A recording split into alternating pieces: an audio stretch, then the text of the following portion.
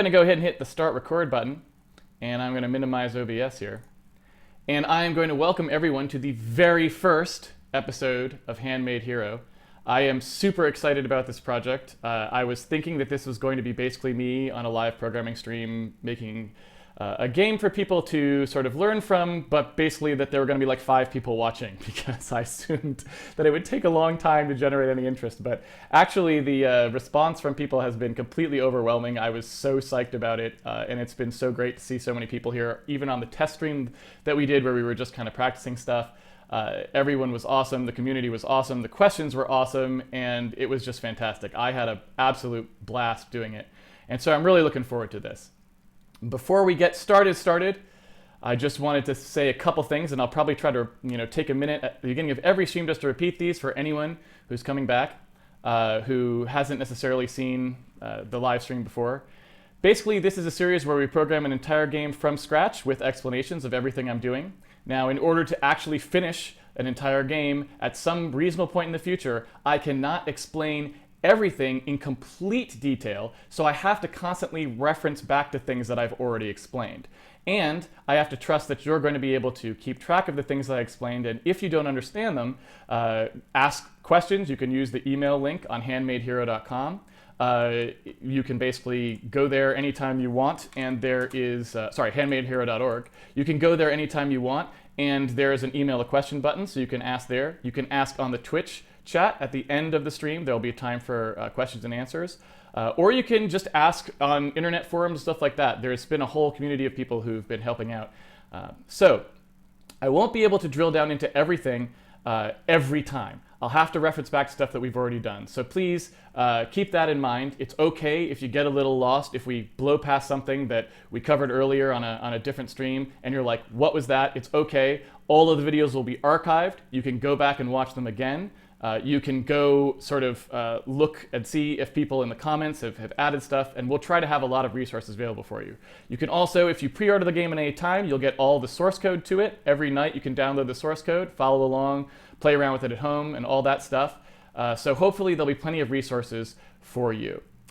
With that said, I am going to get started, and please keep in mind as we do this, that basically everything that I'm going to show you here is one way to code a game from scratch. It is not the only way, and I don't want you to think that you have to do absolutely everything I do the way I do it. I'm just showing you the way that I make games so that you can see one complete way of doing it and see that where there's nothing left out.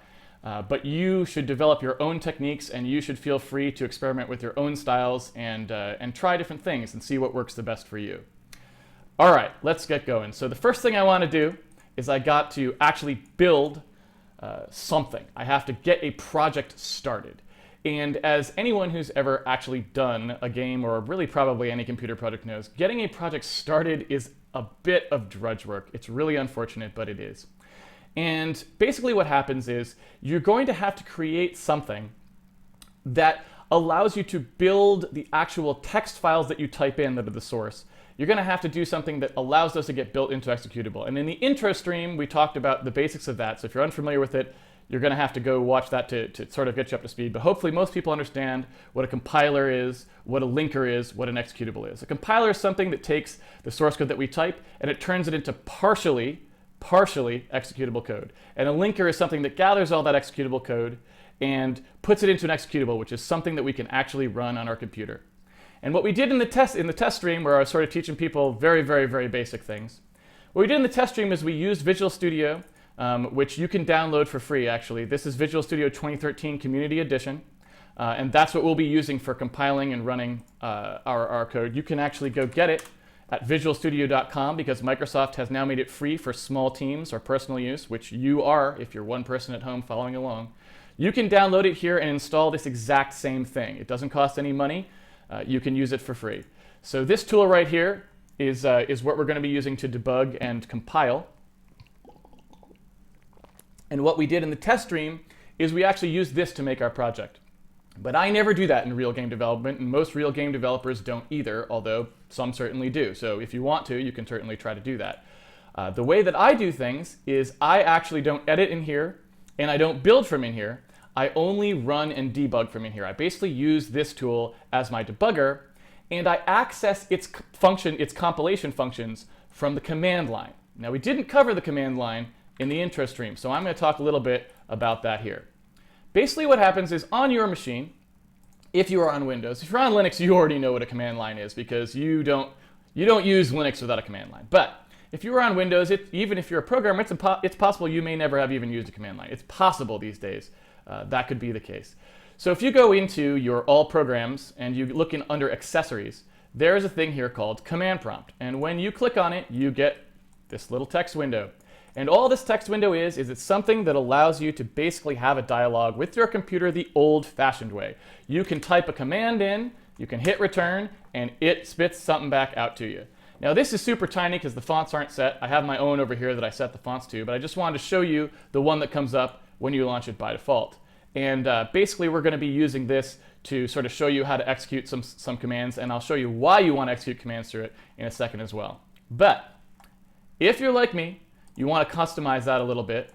If you right-click on a command prompt shortcut, and I assume you all know how to do shortcuts, but just in case, you can Control-click and drag this out to the desktop. You can make a shortcut for it or anything like that. If you right-click on a shortcut to a command prompt and hit Properties, you can go in here and you can customize a bunch of stuff, like the font, where it is on the screen. I won't belabor this because it's pretty self-explanatory, but you can basically customize it, and I did that.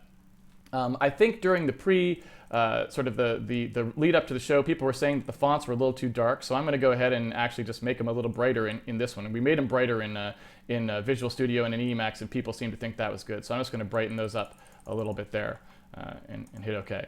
Once you've got that customized, when you double click on it, you'll get precisely the stuff that you set, and in the window will be where you want it, and you can use that. And like I said, I made the fonts a little bigger so they're easier to read on the stream. So first things first. What I like to do, and this is unusual, I don't know many people who do this. I have heard people tell me that it is if you used to use an Amiga, the computer from the late 80s, if you used to use an Amiga computer, then you do this. I don't know if that's true, but that's what I've heard. I did use an Amiga for a long time. That was one of my favorite computers, probably my favorite computer of all time. What I like to do is I like to use a command called subst. And I'll actually go ahead and delete the subst that I actually already set up on this machine just so you can see how it actually works, or at least I'll try to. Let's see if I can get that to work. Yeah. So basically what I like to do is on Windows, you've got these drives, right? I've got drives in this machine that are actually drives. I've got the C drive, I've got the D drives, that's whatever. And you can quickly always refer to those in the File Explorer or whatever by just hitting, C:, or whatever, D:. What I like to do is I like to take the place on my drive that I'm going to be doing my development, and I like to subst a fake drive letter so that it points there. So this command subst, you can type it in on the command line subst. It doesn't do anything if you just type it by itself. But if you type subst with a /?, right, that's the universal symbol for, well, you know what? Let me go back to the big font version. If you type subst /?, you'll get help on it.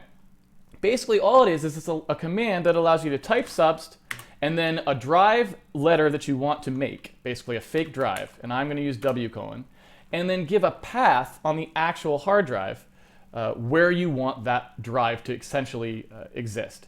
So I made a directory on the J drive, that's an actual drive on this machine, and I made it called work. That's what I made.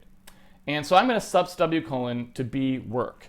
And now, instead of having to always go to J:, and CD to work, now that's basically CD is probably a new command for people who don't know the command line.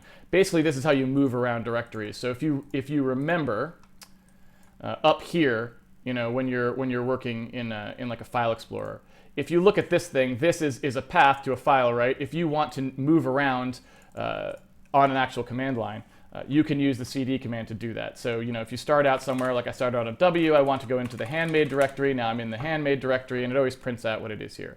Again, that's not really, you should be able to learn this separate from this stream. That's stuff you can look up, just how to basically use a command line. So I'm not going to teach you a ton of stuff.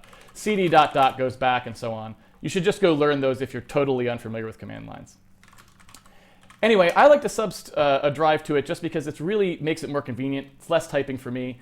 And it's so that if I ever need to hard code debug paths into something, it makes them so they're not quite so hard-coded. I can refer to w:something, and then if in the future I move the driver, I move where it actually is on the physical hard drive around, it's no big deal because I can just subs the drive to the new location, right? So it's totally good. No big deal.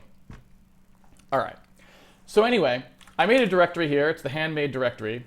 And what I did, and I'll actually show this in Explorer too, for those of you just who are sort of warming up to the idea of having a command line, you can see that I've actually, if you actually go into the Explorer, in the jwork handmade directory, you can see that the directory listing in here is the same as the directory listing in here. And dir is what gets me that, right? No big deal. Again, I'm really not going to spend a lot of time teaching this stuff because hopefully this is stuff you can just go read a basic tutorial webpage on. And so I don't want to spend a lot of time on the stream learning that. But I'll just mention the things I do as I go so you know. And basically, I made a MISC directory here. And the reason I made a MISC directory here was because I decided to put my .emacs config file in there. Because I'm going to be using Emacs to edit on this stream. And I figured that anyone who for some reason wants to edit in Emacs along with me instead of editing it in some text editor that they find fun and nice, they will be able to do that. So anytime you actually go and if you download the Handmade Hero source code, it'll have that .emacs file in there in case you want to just use the same setup that I'm using. But other than that, you will notice that the directory for Handmade is empty. That is because we are going to be doing absolutely everything from scratch, so there's nothing in there. And absolutely everything that it takes to run this game will be written in this directory, so it will be full of good code by the end of the series. Now, the first thing we're going to do is we are going to launch Emacs, and we are going to make a simple single CPP file, single source file, that we can use to actually get our build going. And like I said, this is going to be the drudge work. In fact, tonight will probably be the most drudge worky night. It's too bad to start off the series with the drudge work, but hey, this is where projects actually start. There's nothing you can do about it. So I am going to go ahead in here. And inside Emacs, there's all kinds of stuff I can do. I'm not going to explain all of these things because, again, I don't even necessarily encourage people to use Emacs. It's just the editor I'm fastest with. So I think you should all use the text editor that you're fastest with. But hey, if you really want to follow me, you can follow me and use that .emacs file. So I'm going to make a directory in here. I'm going to make a directory called code. And inside that directory called code, I am going to make a handmade, actually I'm going to call it win32 handmade.cpp, right? Now I have Emacs programmed to insert a little header into each of these. And what this header actually is this is sort of a little bit anachronistic these days, but I'll tell you what it is. Basically, inside a comment, what it basically does is it says, hey, I am going to actually put little markers in that some external tool could come along later and fill in the file name, the date of the file, and the revision if it was checked into source code control. So all of those are actually totally unnecessary. It's just a comment. It has nothing to do with the code, obviously. But it basically just puts in some boilerplate automatically for me anytime I create a source file. And this allows it to play nicely with people's revision control systems that do this kind of stuff. So if you happen to check the source code in to a revision control system that you prefer, and it has keyword replacement, you can turn that on, and all the files will get marked cleanly so that you can see them. Now, I am going to take one quick second, because I think we didn't do this at the beginning of the stream. I am going to see if I can brighten the comments a little bit, because I know that people were saying they were having trouble reading some of them, and I think it would only take a second here to do that. So list colors display, let's take a look. Those of you who were with me at the beginning of the stream, I greatly appreciate your help figuring out exactly what the color should be for everything. So I feel like one of those grays looks good. Maybe a gray 50, let's say. Gray 50 sounds good to me. We'll try that, and we'll see. Gray 50. And we will see if that makes it a little bit easier to see. Okay. There we go. So what I'm going to do in this file is absolutely nothing. I am just going to insert the entry point for Windows. Now, those of you who actually were in the intro stream, we covered this a little bit. But basically, what you want to do whenever you're programming on Windows is you're going to need to use something called MSDN. So it is basically the documentation for everything that is on Windows. So if I search for WinMain, which is the entry point for Windows, you will see that the first hit is msdn.microsoft.com, and that is the documentation for Windows. Now you may ask me, how do you know how to search for WinMain? How do you know what to type in there when you search? Well, the answer is WinMain you probably could have figured out because you could go look on some tutorials for Windows or that sort of stuff. So that's not that interesting of a question to answer, but what is interesting is for the rest of programming in Windows and all the minutiae, how do you know what to search for? Yeah, there's MSDN and maybe there's a table of contents, but trust me, it's huge and it's very hard to find your way around. The answer is that's one of the reasons I'm doing this series. I don't think there is any way you could know what to search for. The whole point of this series is basically to give you all those things that you should search for, to show you how to make stuff, and I'll go through it quickly. So like I said, I can't sit here and explain every last little thing, but this whole series is supposed to be that backbone where you can go, how did I know I was supposed to search for this crazy thing in Windows? It's like, you weren't. It's just a lot of bad trial and error and years of experience in the industry that exposes you to these things so that you know to search for such and such. And so this series is supposed to actually be that backbone that tells you what to search in. But just because I'm going to show you all those things, it doesn't mean you shouldn't learn how to use MSDN. You really need to learn how to use this website, to read these pages, and to understand what they say, because it's how you're going to be able to fill in all that knowledge. Because like I said, I can't go into every last little detail on what every last thing is. I can only give you, a good explanation of each part, and then you're going to have to go kind of, do more exploring on your own to fully understand absolutely everything that I do. If I don't have, if I haven't sort of been able to kind of go into like, here's why there's an H instance and here's what the kernel did in 1994 and all that stuff, you kind of, the stream would go on forever. So this is the entry point that Windows will be looking for. And technically it's actually the entry point that the C runtime library that links with our program will be entering, but we'll see that in just 1 second.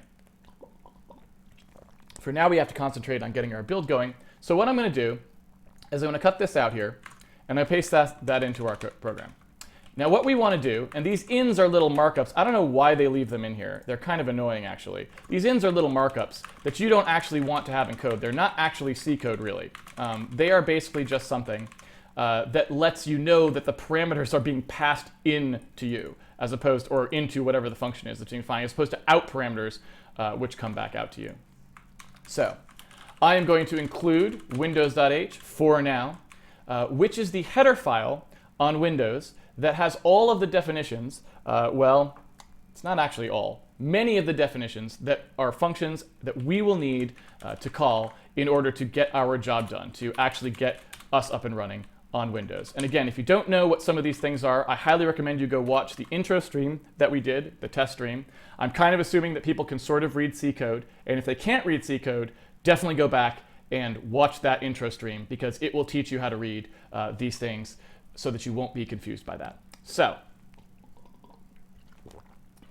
and it's all, I should also say, if you go to handmadehero.org, it's on this archive button. This archive button right here has all the stuff, intro to C on Windows, that sort of stuff. So if you're totally new to programming and totally new to C, you definitely want to start there. But assuming that you know what this stuff is and could read C reasonably okay, or at least a little bit, basically what we're doing in here is we're including a header file, and that's just a bunch of definitions of functions we can call and types we can use that Windows wants us to use to communicate with us. And this is going to be an entry point where Windows will pass us a handle to our executable.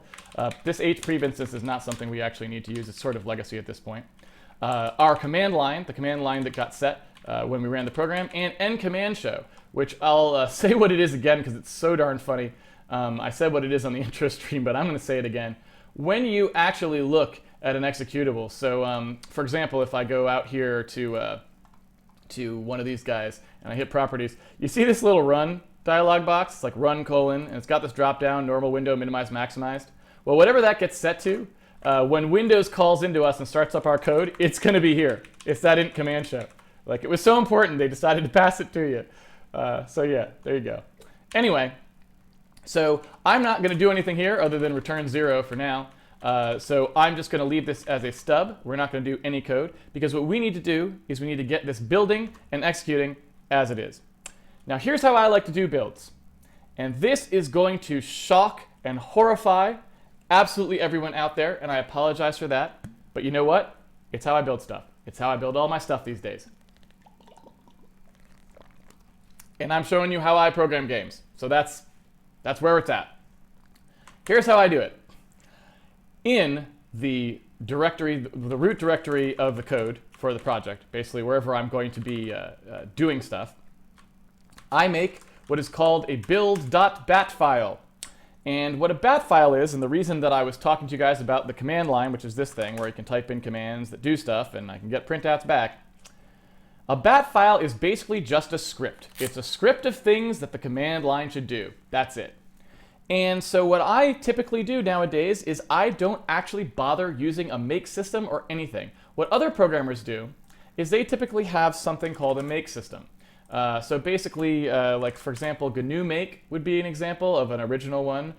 They use things called Ninja, for example, build system. I don't know how to actually search for that because there are real ninjas in the world. Here you go, a small build system with focus on speed. They use that. They use something called CMake. A lot of these things, people love their build tools. They love their build tools. They just like to have build tools on top of build tools and build tools that launch scripts that run other build tools and build tools for analyzing your build tools and build tools for optimizing the build tools that optimize your build tools. They love it. I don't love it because usually what I find is I spend all my time screwing with the build tools, just trying to get stuff to build. So I just said, screw it. There's no more build tools. There's a batch file. There's just a batch file. That's all there is. And the batch file compiles the code. It compiles all the code every time. Now, the reason that's going to shock and horrify a lot of people is because they're going to be like, oh my God, you compile all the code all the time? The whole point of a make file is that you only compile the code that changed. And that's what a lot of those build utilities do. They try to optimize things so that they only do the minimum amount of work necessary to rebuild a project. And when projects get very large, they can get very slow. But I have found that actually, if you just code sanely, I now compile very large programs, certainly larger, considerably larger, than what we will take to make a good, full professional quality game on this stream. Much larger, by just using a batch file, and it's only a couple of seconds. So I think the time has come for people to maybe start rethinking the way builds work, but, you know, again, like I said, just me. So what we're going to do here is we're going to start with a line that's at echo off. That is nothing other than basically echo off is a command that says don't print the things in this batch file as you do them. Don't show me every line that you're about to run when you run it. And this little at symbol here is basically a thing that says don't echo this particular line. Because basically what will happen is, you know, let's say I saved that here. So I've got that build.bat. So I go into my code directory and I dir it in the build.bat. You can see it there. It's right here. And basically I run that build.bat file and you can see it prints out the line echo off. So the line that I was trying to use to stop it from putting lines out to the console when it did things is actually it's self-echoing. So the at is basically a thing that says don't echo that line either because you have to, it hasn't turned off yet. So that's the way that you do it. Yeah, Windows batch files, ladies and gentlemen. They're kind of amazing. And so then the next thing that I need to do is I need to compile this program. And the way you compile programs is you use basically the Microsoft compiler is called CL. And if you type it in, what you'll get, even after you've installed Visual Studio 2013, is you'll get this note here. It's like CL is not recognized as an internal or external command operable program or batch file. And the reason that you get that is because there's a thing called the path. In fact, if you hit set, you can see it. It's this gigantic thing that's happening here. Yeah, kind of crazy. Basically, there's this thing called the path, and what it is anytime you're in this command line, these are all the actual variables that are set in my command line. There are things called environment variables that control stuff. You don't really need to know any of them, honestly, for what we're doing, but path is somewhat important. What path is this thing that says, here are all the places to search. When I type for a command, look in all these places in order, and the first time you find it, go, right? So what happens is when I type CL, it can't find it because that's not in the path. This happens even after you've installed Visual Studio and you're like, how do I get it to go? Well, it turns out that Visual Studio It's kind of a little janky, and we're going to work around this a little later on, but at first I don't want to quite work around it yet. I just want to show you how to do the basic maneuver. And what you have to do is you have to go find where Visual Studio actually is, okay? So basically, I don't know if you've ever seen this guy. It's called VCVARS32. Anyone who knows what I'm talking about, or I think it's VCVARS all actually might be it. Basically what we're doing is we're going to look for a particular program that we need, that Visual Studio installs, that will set up our command line for us to do the compiles from the command line. So where that is you have to first find Visual Studio itself, right? So we're going to type C:, to go over to the C: drive, okay? We're going to cd to what's called the program files directory. And this is a trick, but we're going to go over to the program files directory, which is where you would think it is, and we're going to take a directory, okay? And here you can see Microsoft Visual Studio 12, which is the thing we installed. Now, Microsoft likes to do this sort of stuff. They like to call their program Microsoft Visual Studio 2013, but then when they list it on the drive, it's Visual Studio 12. So you just get to magically find out and know what version number your thing actually is, as opposed to the branding thing that marketing decided to name it. And they constantly do this. It's never actually named the same thing as it is when you go to actually look for it. It's maddening. It's Microsoft. What are you going to do? Anyway, if I go into there, there it is. If I go into there, I can do a directory and I will see what is in here, and I can look and I can start to get nervous because where is all the stuff? It's not here. I know what should be in here. I'm looking for the compiler. I said there was CLXDC. It's not there. Well, the reason it's not there is basically a historical accident. So what happened long time ago, when Windows was still only running on 32-bit x86 processors, is there was a split, and there was a sort of a push by Intel to go to something called the Itanium processor, which is going to be a 64-bit processor, going to be their new processor line. And in the meanwhile, AMD stayed with x86, and because they didn't have a license for Itanium or any of that stuff, and they started developing their own 64-bit version of x86, which of course is the CPU that is in all of these machines. Well, the Itanium project that Intel had championed did not pan out at all. I mean, it exists and it's something that you could run, but nobody wanted to go to a completely new architecture and switch to this whole new thing, so that didn't work out. What ended up happening is AMD's 64-bit architecture, which was just x86 that was upgraded to basically handle 64-bit, and that still could run x86 code just fine. That's the thing that won. And when everything in the PC world went from 32-bit to 64-bit, and you had things like Windows 7 64-bit edition and those sorts of things, when you install those, right, those are things that are using the 64-bit capabilities of the CPU. And we'll talk a little bit more about what the difference is between 32 and 64-bit CPUs and stuff like that later on the stream when it becomes more relevant. But basically what happened at that time was Microsoft decided, probably for reasons of trying to make legacy stuff work and maybe just because they weren't thinking super hard that day, they decided to make two program files directories. So there's program files, and there's program files parentheses x86. And basically, programs that are compiled to run under the 32-bit version of Windows go into the x86 one, and things that are designed to run on the 64-bit one go into the main program files one. And Visual Studio still hasn't been updated to run on 64-bit computers. Now, it's been, I don't even know how many years since we've all been running, I mean, developers especially been running 64-bit things, but they couldn't figure it out. They're like, that's not where they're at. So heaven knows why that's going on, but that's the case. So what you actually have to do is go to Program Files x86, and in there, you will see the same directory again, Microsoft Visual Studio 12 or whatever it is there. Yeah, there we go. And in there, now we can actually find the thing that we needed. So when we hit dir inside the Visual Studio 12 directory, you will see all of this stuff. The only one you care about is VC. That stands for Visual C. And we are using C, so that is what we want. We can go in there, and when we do a dir, we will see vcvarsall.bat. And vcvarsall.bat is the thing we actually need to run. So you'll notice CL still doesn't work. vcvarsall.bat, if you run that, it'll configure all the stuff, the path, everything, you run CL, and now it works. But there is a catch, ladies and gentlemen. VCVarsAll only compiles for running a particular version of the compiler, either the 64-bit one or the 32-bit one.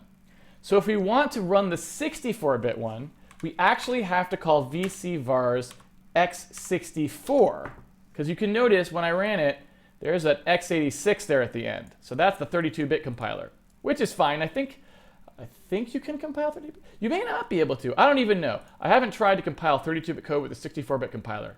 I don't know.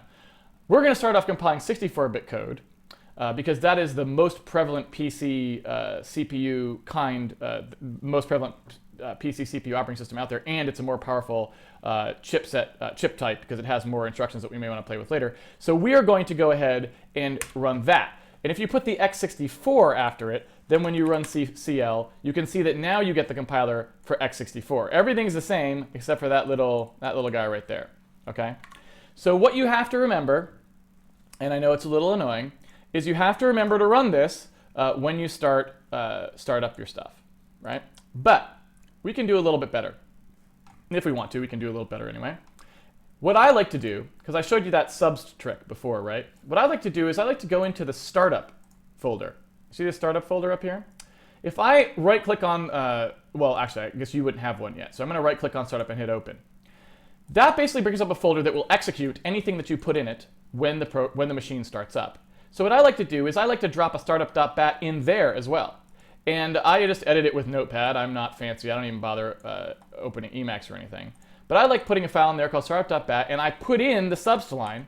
And so while you're in there, you might as well go ahead and run VCVarsAll right from there, right?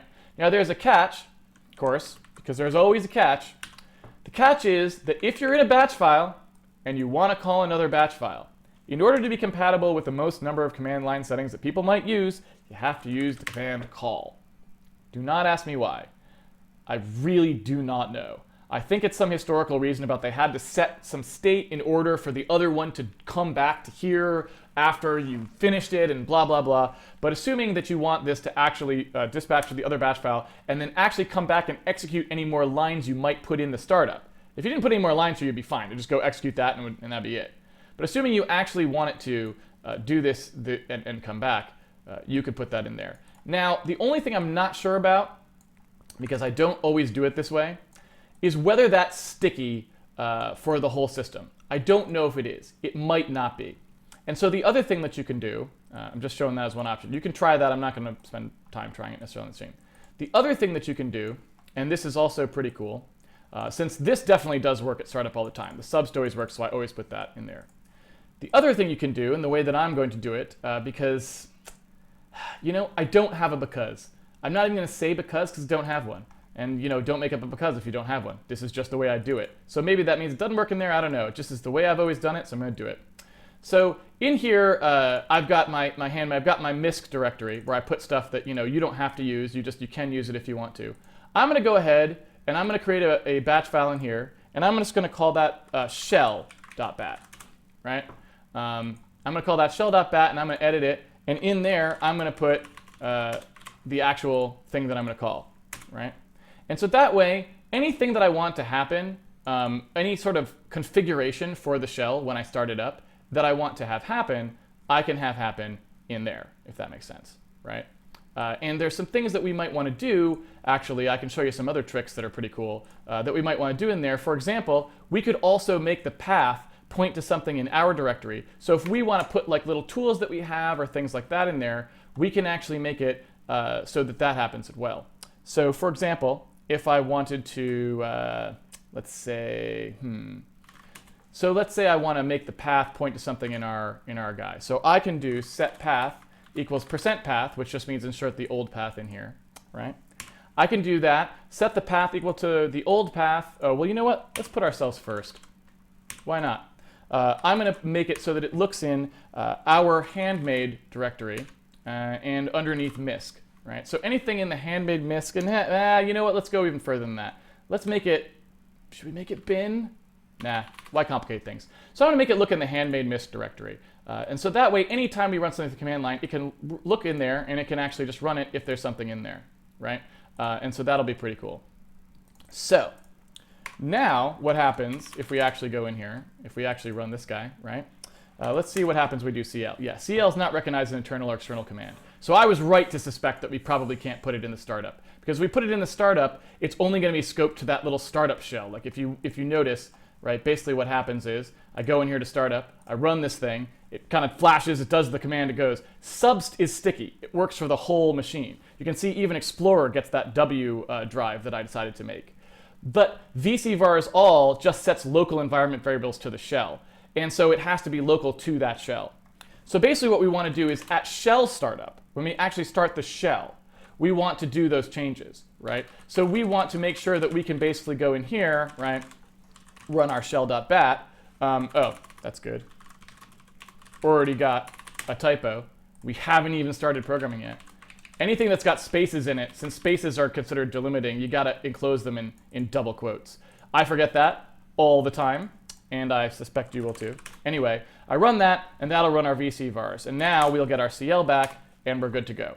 We can go one step further, and, well, you know what? I may even remember this command line switch. I'm not going to promise it to you, but I think I may actually remember the command line switch for telling the shell to actually execute something on startup on its own. So we don't even have to go in there and run that. Is it /k? Do we think it's /k? Does anyone want to place bets? I think the stream should place bets. Some people in the stream know. We're going to look it up in a second, but we're just going to type /k for now.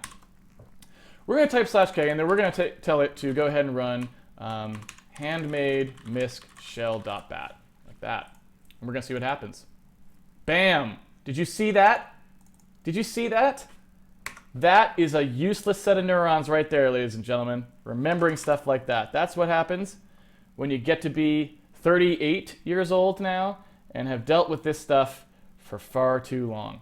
Okay, so now we are at a position where we can double click on that icon and we can actually run a compiler. Congratulations. That is some big, big news right there. Surely it's not very far to a complete game from there, right? Surely. Okay.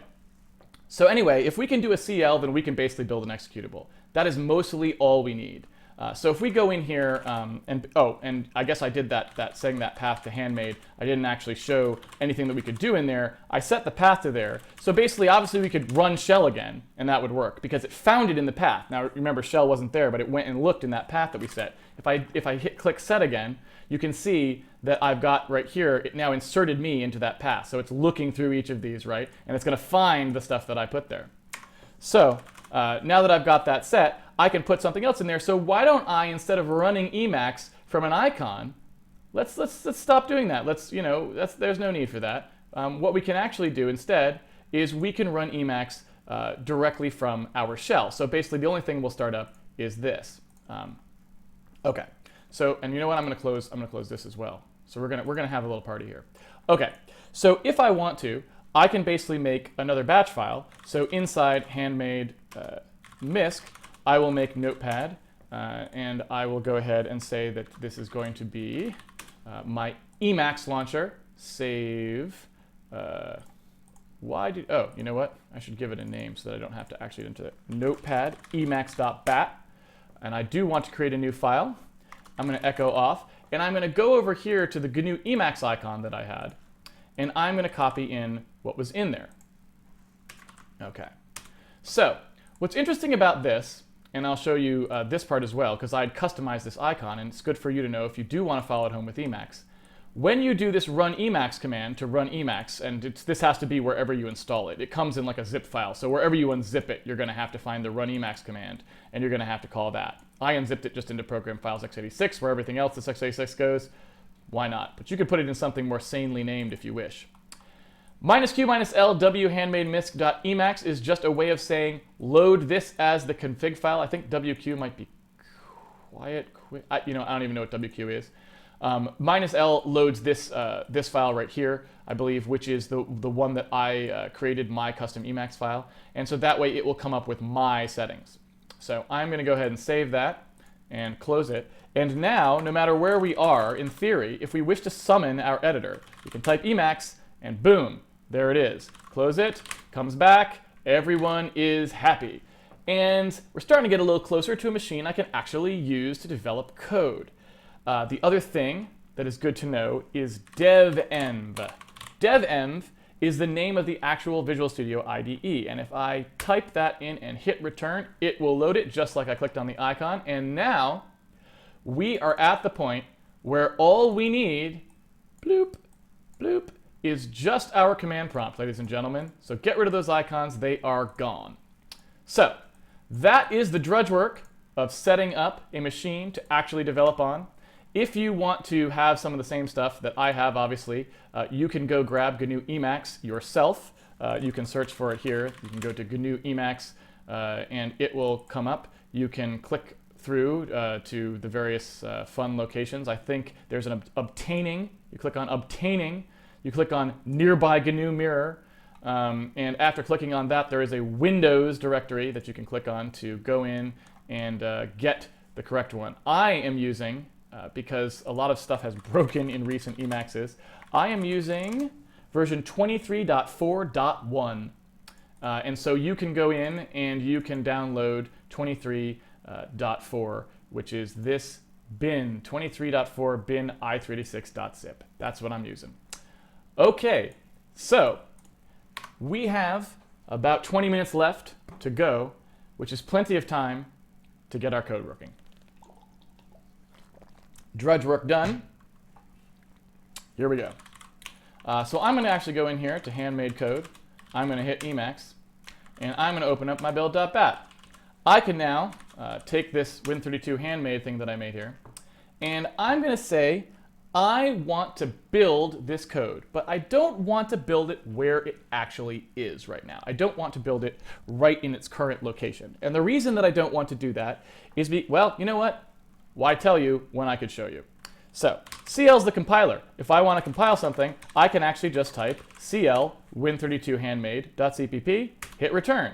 It will then do the compilation, and you can see that it spit it out. Here is the win32handmade.exe. Here is the win32handmade.obj. Now, I will be getting a little bit ahead of things here, so you don't have to worry about this too much, because we'll talk about compiler switches in a separate episode later on down the road where we talk about optimizations and stuff like this. But when you do CL, if I put /zi, that will actually cause it to generate what's called debug info, which allows us to debug the program more effectively. When I do that, you will notice that we start getting a lot of crap in here. There is just a lot of crap in here. There is this PDB file, which is debug info that's spit out. There's another PDB file, which is a separate thing that it uses. These are both part of the debug info, I believe. Don't quote me on that. They change it every version. I don't know if you can maybe get rid of this one. I don't think you can. I think you need both. The OBJ file is the intermediate file that it used when it first compiled this. This was the thing that it linked with. I think this is some kind of incremental linker data. So it's going to start spewing stuff into our directory. And I don't want my directory to look like that. That is not okay. That is not okay. I'm getting rid of those PDBs. You'll notice I did del star.pdb, which basically says delete everything that's got a .pdb at the end of it. I'm going to delete star.ilk. I'm going to delete star.obj, and I am back to what I actually wanted, which is just the exe. So I'm even going to delete that because we're going to try and make that a different way. So what I want to do is I want to basically force all this stuff to go somewhere else to keep my source directory clean. So what I'm going to do is I'm going to use a thing called pushd popd. Pushd and popd means push directory, pop directory. So I'm going to build this back a few in build, I think. I'm going to go back to, this is the syntax for back a directory. So I'm going to go back 2 directories from where we are. So out of code, out of handmade. And I am going to go into a build directory. Now, of course, that may not exist, so I'm going to double check that it's made first. Then I am going to CL this file. I'm going to CL handmade code win32_handmade.cpp, like that. And then I'm going to popd back out, so that will bring me back to where I originally was before I ran this build.bat. Now, that's not strictly necessary, but basically pushd and popd are sort of like enclosing something you do in a block so that when you're done with it, you return to the directory you started from so you don't have to remember it, right? If I was to just use a cd here, it would change the directory permanently, and that's not going to be very useful. So here is my build.bat. I build it, and oh, not off to a good start. It cannot find my, oh, how about that? I'm using the wrong, you can tell, can you tell I use Linux most of the day? Linux, of course, uses slashes for directories that go forward, and Windows uses backwards, and you can't, you can't mix and match the two. Although you should have been able to do that. You know what I think? You should have been able to do that, shouldn't you have? Oh, you can do it in the CL, I bet. Let's take a look. No, maybe not. All right, what's going on here? Let's take a look. Handmade code Win32. Dude, Win32 underscore handmade.cpp. What is the complaint? Syntax of the command is incorrect. Oh, wow. Well, I'm very glad I decided to show you that, because I believe that means that we did not actually enable something that we needed to enable. Windows, ladies and gentlemen, it is always fun. So I believe this may actually be, let's see, push D. Let's see, push D. You're going to have to get used to this, by the way, because this sort of thing is going to happen a lot, especially in things that I've haven't done for a long time. So that actually works just fine. The push D works fine the way that it appears to be here. The make dir worked just fine. So what is it actually complaining about? I don't actually know. Is this just because we don't have command extensions enabled? That would be strange. At least I feel like that would be strange. But it could actually be true. I always use them. I always have them enabled on my machine. No, it worked fine. So there you go. It always works. Cannot open source file handmade code win32 handmade.cpp. No such file or directory. So I'm going to actually just go ahead and see, can we do that here? So that I can see what actual directory it ends up in when it tries to do the build. So it ends up in wbuild. Oh, duh. Okay, everything's fine. I'm just not thinking straight tonight. That's totally fine. So what I did is I told it to go into the build directory, and then I told it that this was the path to the thing, but it's not the path to the thing. Because, of course, these paths are all relative. I'm using relative paths instead of absolute paths so that you can build it on your machine wherever you happen to put it. So instead of typing w:handmade, right, if I type that, it probably would work just fine, and you can see that it does. But since I tried to use a relative path, I forgot I'm inside the build directory. So I have to go back out one to get it. Yeah, fantastic. This is the kind of stuff that you love to do when setting up a machine. So that actually builds, as you can see. It did the build. It didn't dump anything in our directory. And so now if I dir that build directory, you can see our Win32 handmade executable. There it is, right? It's just sitting there. It's ready to go. All's well and good. Now you may ask, where does all the complicated build stuff come in? Well, the answer is there isn't going to be any complicated build stuff. That is what you see right here going to be the way we build this project right up till the day we ship it. And I'm not kidding. If you think I'm kidding, I'm not kidding. We are going to be totally fine. You'll just have to trust me on that one. So that is really all you need to build a product. Now what's going to happen here, and this will change a little, is we are going to start putting things on this line that are options to the compiler, though, because the compiler has a lot of options, and we are going to do stuff that tells the compiler that we want it to produce certain types of executables and these sorts of things. We're going to control a bunch of stuff about it, and so saying it's exactly this isn't quite true. But this is the entirety of the code that will be happening. Basically, we'll just be adding things to this line. We'll probably set some variables up here equal to like a set of debug flags and a set of release flags, and then we'll pick which one we're trying to use at any time. So the only thing I'm going to do is, again, I'm going to jump ahead a little bit here, and I'm going to add some compiler files. I'm just going to tell it to generate debug info, that debug info that we talked about before. I'm going to build that, and then back in that build directory, we should be fine. There it is. So what we can do now is we can actually go and step into our code. We actually have a working Win32 program now, built by the command line using our own batch file, which is all good, all good. If I now want to actually go and step into that and look at it in the debugger, that devenv thing that brings up Visual Studio, we just have to call that with the actual path to the executable that we are going to run. So there we go. Up comes our project. Now, if you click in Solution Explorer, you will see that what happens, you know, we never created a project right in here, so what happened? Well, basically, if you tell devenv to just load an executable from the command line like this, it will just make a dummy solution for it with that executable, and you can go in and set the debug properties on it just the same, just as if it was some project that you had created in here, right? So what I do want to do is I do want to say where we're going to run from, because one of the things that's true in any low-level piece of code is that you basically have a directory that the program was launched in, and it's called the current working directory. And basically everything that you do when you reference things in your code, when you try to load files, if you use a relative path, like the kinds I was using here, and just to be clear about what a relative path is, again, it's something you should probably look up on your own. It's very straightforward. But a relative path is basically saying I'm at some place, and you can see the current working directory for my shell right here, w handmade code, right?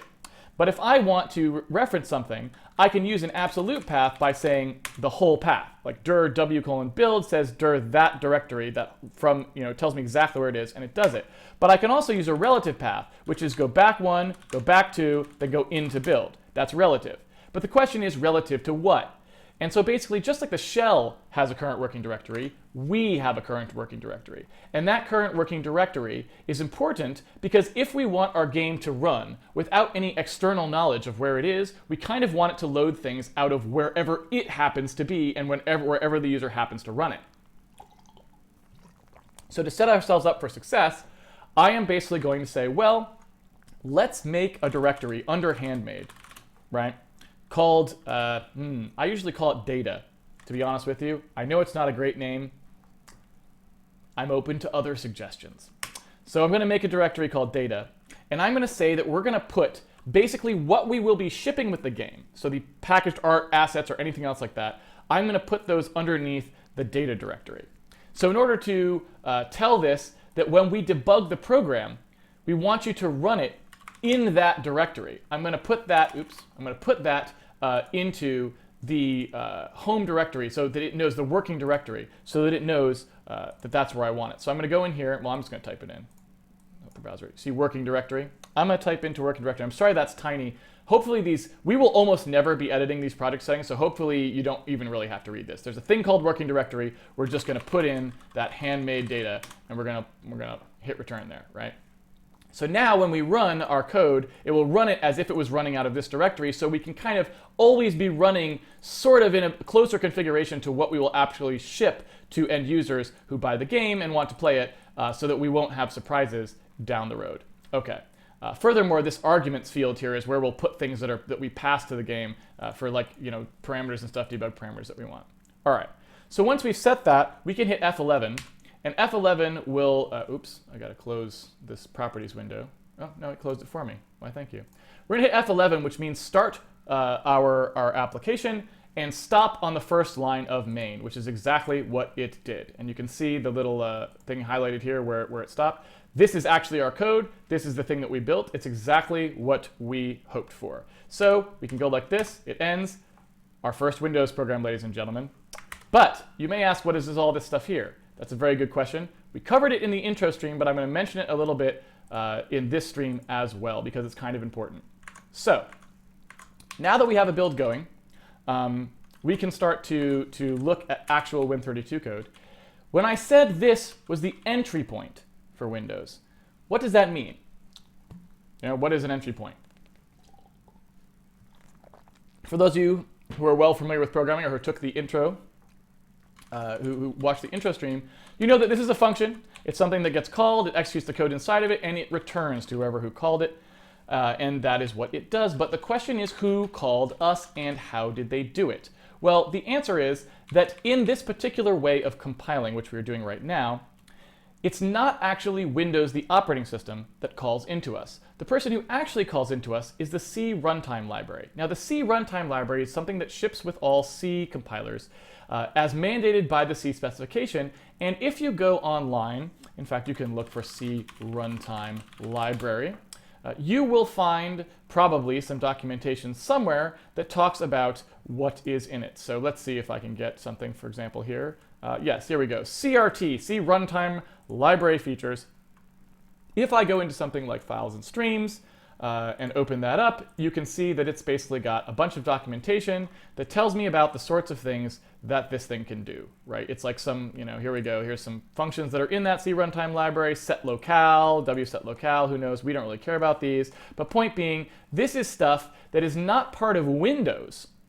It is not in the operating system. It's just part of the standard library that everyone has to support when they ship a C compiler, because code will be written to expect it to be there. That's all well and good. We won't really be calling any of that, but the truth of the matter is it's actually very, very difficult nowadays to build an application without the compiler essentially sticking the C runtime library in there. So I'm not really going to call hardly anything from the C runtime library because I want to show you how to make basically everything from scratch yourself, but we will still have to link with the C runtime library, because if we don't link with the C runtime library, the compiler is going to be very unhappy. It counts on the C runtime library for a number of things, like stack probes, like C++ initializer lists that happen at startup time. All sorts of things are actually hard-coded into the compiler to call into that C runtime library, so that if it's not there, you have to implement all that code yourself to compensate for the fact that the compiler was basically doing a lousy job. I don't think that's particularly useful, and nobody I know actually ships without linking to the C runtime library, so we are not actually going to address that here. But what that does mean is you should be aware when you get called, it's not Windows who is calling you. If I hit F11 here, I can bring up something called the call stack, right? And what the call stack is, oh, awesome. Is this not set? There we go. Okay. So basically you can see it came up in I guess what you might want to call training wheels mode. The call stack is a thing that shows you where you are in your program, basically by showing all of the functions that have been called, that called each other to call to you, right? It's the entire stack of functions up to the point where you are. So it decided to only show me my actual function, right? It didn't show me any functions that were outside of us in the C runtime library. But it looks like there's a button here called Show External Code. You can see it right here. There's a checkbox. If you hit Show External Code, all of a sudden you can see there's this other stuff that happens. ntdll.dll and kernel32.dll are the actual operating system. We're going to talk more about what DLLs are and that sort of stuff much later, so don't get too hung up on what those are. But point being, that's code that's actually in the operating system. If we jump out there, we're just going to see assembly language code. That's basically stuff that's in the operating system that we don't have source code to, because Microsoft does not release the source code to Windows. But after Windows calls in to our executable, you'll notice the first thing that's called is not us at all. It is actually some code we didn't write. It is crt0.c. And you can see that if you hover over it, you'll actually get a tooltip that shows you where it is, and it's actually out in the Visual Studio directory. So this is the code that they shipped with the C runtime library. And they ship the source code to the C runtime library, so even though it's compiled code that we're in right now, we can actually view the source, which is kind of nice of them to provide that so we can see what's going on. So as you can see, there's a whole host of things that happens. And this is actually the place where things start up in Windows, right? So if we really, really, truly want to see where the code starts when Windows calls us, when Windows loads our executables, does its patching, and gets us ready to go, this is actually where the code starts. These things all happen first. They're in code we did not write, and they are doing a bunch of things to set up the C runtime library, which unfortunately we're not even going to use. But it's good to know that it's there, just so you don't get confused. It then will actually dispatch to us. And so you can see, if I step into there, that's where we go, right? So it's all good. That is what is actually happening. All right, so one more thing I want to do, just to get things to a place where we have done all of the judge work, so that we can actually do something interesting on tomorrow's stream. If I hit, let's see, I want to be able to basically make it so that I can compile my code from inside Emacs, but I don't have it set up to do that yet. What I want to do is I want to make it so that I can hit Alt-M basically, and I can basically, oh, you know what? I think I can actually just do it right here. Does that actually work? No, I guess it doesn't. You know what? Maybe I'll save that to next time, because I don't actually want to kind of complicate things for that amount. We probably have maybe 5 minutes left on the stream. I will show you how to get that stuff working in the next one, but for right now, I guess, what we could do is we could at least just have our Windows program do something, so that we know that it's actually running and doing something amusing. So what I'm going to do is I'm going to call a function called MessageBox EX. Why not? Actually, I guess I could just call MessageBox, but I think I want to call MessageBox EX because it's a little more fun. MessageBox EX is just something that pops up in MessageBox. It's the easiest thing for us to call so that we can quickly see that our code is actually working. So if we look at it here, we can see what it actually calls. We can look at message box and see if it's a little simpler, because they both do back the same thing. Yeah, that's even simpler. So we'll just call message box. It's even simpler. Message box basically takes a bunch of things that we'll be covering more in detail what they actually are. But the hwind is basically a handle to a window. And we haven't opened a window yet, so we're just going to pass 0 there. It then takes a string, just a regular old string, ANSI string, that's basically what you want to, excuse me, what you want to display in the message box. This is Handmade Hero. And it has a caption, which is the thing that appears sort of as the title, I believe, of it. So we'll just make that Handmade Hero, right? And then it has like a little sort of I want to say a predefined value here that basically says what kind of like icon it is and what you want it to be. Well, we don't really have anything to ask the user, so we're going to pass MBOK.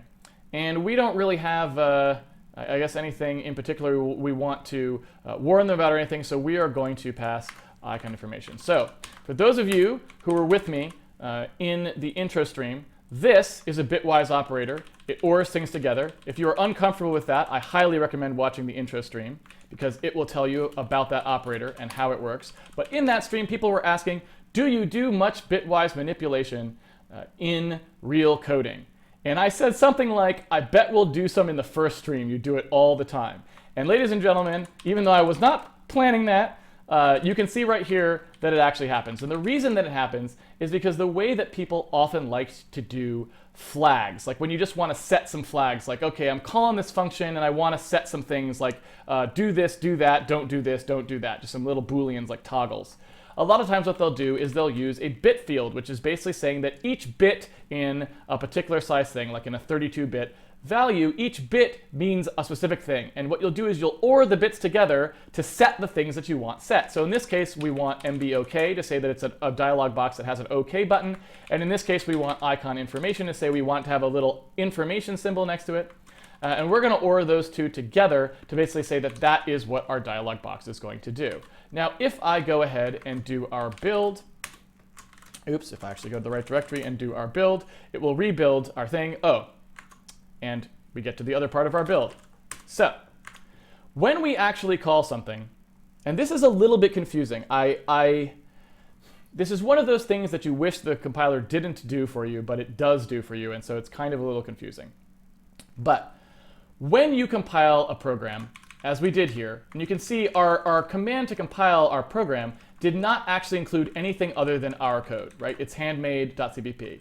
And when I built it, you saw me run it and everything worked properly, so you're like, oh, okay, that makes sense. I build this CPP file, right? It compiles the code, it links it together, it builds that executable, all the stuff we covered in the intro stream. If you're unfamiliar with it, you can take a look at that again for more detail. It builds our executable and then we run it and it's all good, right? That's all that had to happen, but that's not actually entirely true. What actually happens is Windows needs to basically bind to us. And we did talk about this in the stream a little bit too, but Windows basically needs to find the places in our executable where we tried to call it. And it needs to be able to go in there, reach in there, and patch those locations to point to its own code that's running at that time in memory, right? And in order to do that, it uses what's called an import library. What happens is when you actually build your program in here, and it links together the OBJ files and makes an executable, what it has to do is it has to have a library that says, here are the functions that Windows actually is going to call. Here are the functions you're going to call that are in Windows. And I'm going to put little markers in. This library tells me how to put the little markers in and where they should go so that they can actually be found by Windows when it loads it. And off you go. And in the intro stream, I drew a little diagram that shows like how that works, where Windows loads it, it looks at the table of fix-ups, it goes to patches your executable, and that sort of stuff. So if you're interested about that, I highly recommend watching the episode of the intro stream that talks about that.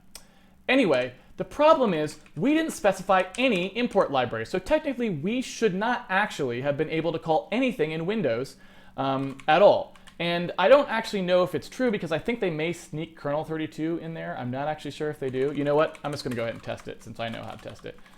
Let's actually just call, well, you know, I'll call get module handle. Let's see. Yeah, so they do. They actually do sneak it in there. So basically what happens is they sneak in one import library, or at least one import library. The import library that they sneak in is the import library for the kernel. So basically, you're allowed to call things that happen to call into the kernel. You can call those. We'll see a bunch of them when we actually start programming Windows for real tomorrow. You'll see a bunch of calls. But when you call into the kernel, you're actually fine because they snuck it in there for you. If you call into something else, for example, the UI system, which exists in something called user32.dll, it doesn't include it. So basically what I have to do is I have to go in here and I have to specify, and I'm totally doing this by memory. I'm assuming this is correct. Is it linker or linker? I don't even remember what it is. What is the option for the linker? In fact, do I even need to specify the option for the linker? No, I don't. Never mind. So anyway, if I go in there and give it the import library that I actually need to call the function, where that function is actually mentioned so that Windows knows where it is, then all of a sudden my code compiles, right? If I don't do that, if I don't specify the import libraries that I need, right, and I compile it, then I'll get what's called an unresolved external symbol, again covered in the stream. If you don't know what that is, they happen in other languages as well, so hopefully people are familiar with them. But basically what it says is, I can't find the actual call that I need to make.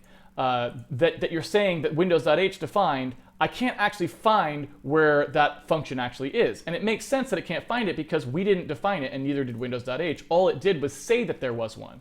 So what the library does is it actually gives it the information it needs to actually sort of insert the placeholder that says when Windows loads this, patch this up to call into Windows code, because this doesn't exist in our executable, it exists in Windows. Now, the question is, how did I know that it was user32? I mean, I knew because it was memory, but what would you do if you didn't know that? Well, the answer is, I said, you got to get used to using MSDN, and I meant it. What you want to do is you want to scroll down to the bottom of MSDN's documentation on the function you're trying to call. And down there you will find explanations of that particular function. Now you will see what the minimum client is that you can call it. And if you care about server, then you actually can find that as well, but we don't. We only ship to basically client OSs. We're not going to ship to people running servers, certainly. The minimum supported client, so you can find out if that function is callable by you on your target platform. So if I'm targeting Windows 95, let's say, I can't call this function. I have to call some other function, let's say. Now, I actually think this function was in Windows 95, so I think this might be a little aggressive when it says Windows 2000 Professional. But point being, certainly anything after that's fine. Windows XP, and which is Windows XP would probably be our minimum platform, right? So we could we're scot-free. It tells you what header it's in. Basically, it says, well, it's in WinUser, but include Windows.h, which includes WinUser. It tells you what DLL it's in, so that's actually what will get loaded at runtime to actually support you. And we'll talk about what DLLs are later because we'll be manually loading them for things like the gamepad support. And it tells you what library you will need to link with.